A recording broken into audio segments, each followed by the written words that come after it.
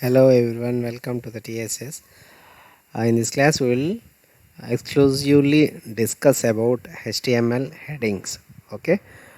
In the last classes I introduced the HTML tags. In that class I already introduced about the heading tags, friends.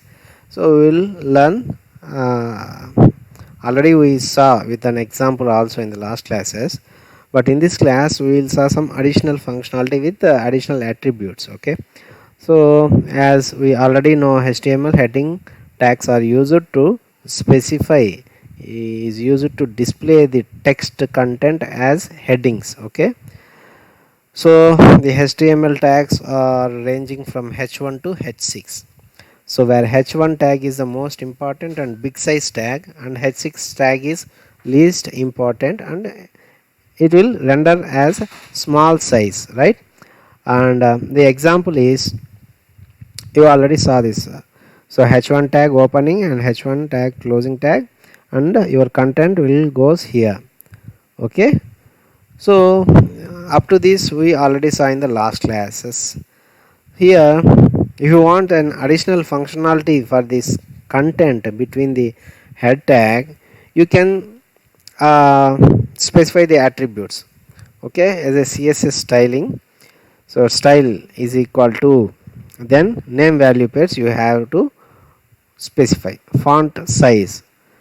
So if you want your font size to appear somewhat bigger apart from the default size of h1 tag, then you need to specify to the web browser the additional functionality by writing the attributes in the format given here. Style is equal to, style means this is a CSS inline styling, friends. Okay,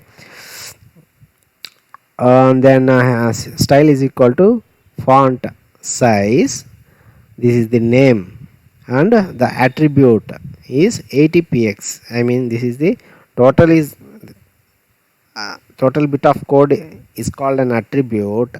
In that, the name is font size and that corresponding value is 80px. 80px, px means pixels. Okay, so it is the number. Pixel means picture element, friends. Okay, so pixel means the picture element, the single dot on the screen is called 1px, 1 pixel. Okay, so let us see this bit of code practically so that you will understand. Open the web browser. So let me comment it out up to here so that it won't execute. Okay, so now we are dealing with only h1 tag. Let us save. Only h1 tag is appearing on the screen. Let me copy it.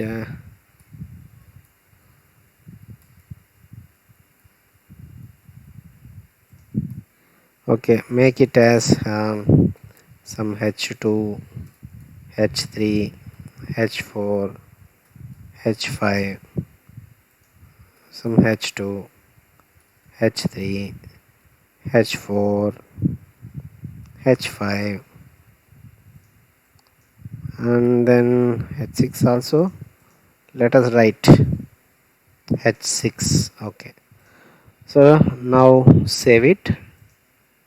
Okay, so it was rendered and the browser understood that, so this is an h1 tag, I need to make it as somewhat bigger and with a bold, and then like that it renders all the its elements and displayed in the web browser. Okay, now if you want this bit of text to appear in color red, for example, and somewhat bigger, and this is a default size of h1 tag. Now you want to display this heading a little bit more and in a red color. Then what you want to do?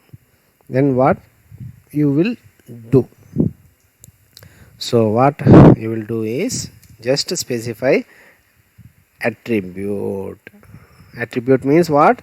It will convey the additional functionality to the web browser. So this is style equal to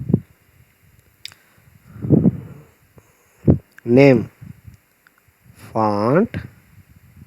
So this IDE is smart enough so that it will helping us. So what name of the attribute you want? So I need font size. Okay, font size say 60px. Okay, 60px means 60 pixels. Let us save it. Here you can see now it will appear somewhat bigger. Okay, very bigger. And if you want this little bit of text to appear to display as a red color, in red color, then you need to separate it by semicolon. Then you need to specify the other font color, just color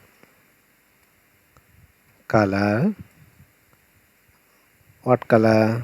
Red. And you need to close the inverted quotes. Okay, double quotes. So the red, it the ID is specifying the color also. So now we have two additional functionalities in the form of attributes. We have specified two additional functionality. What are those functionalities?